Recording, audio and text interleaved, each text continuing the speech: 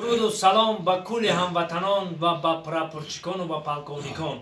البته امروز 9 می روز عید غلبه، کلی سربازان وطن را در این روز تبریک میکنیم. البته امروز عید است، عید غلبه است، 9 می. یکی از اشتراکچی های جنگ بزرگ وطنی بابای خالداربای در اینجا حضور دارد. یک خرچنگ میزنیم برای بابای خالداربای و میخواستیم که دست اول تبریک کنیم بابای خالداربای در این روز عید غلبه 9 می و تمانیات بابای خالداربای را با کلی هموطنان میشنویم. سلامت باشید دانشجویان جان، سلامت باشید، سربلند باشید. این روز شما ما را یاد کرده آمدید.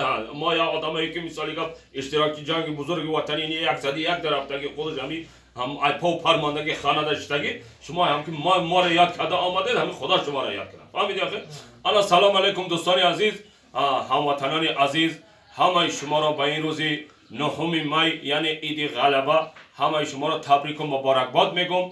بگذار سربلند باشید، 100 ساله باشید هموطنان عزیز، در کجای باشید ساق و سلامت باشید. انا نصیب باشه هر مهمانا ای ولایت آمدن نصیب باشه بابای خالداربای تان تبریک میکنن. انا بود نصیب باشه. برادرو نگفتنم که انتظار باشید صحنه های نوی ما خودی همین بگاه. ها تاجیکستان به پیش. سلامت باشید هموطنان عزیز. سلامت.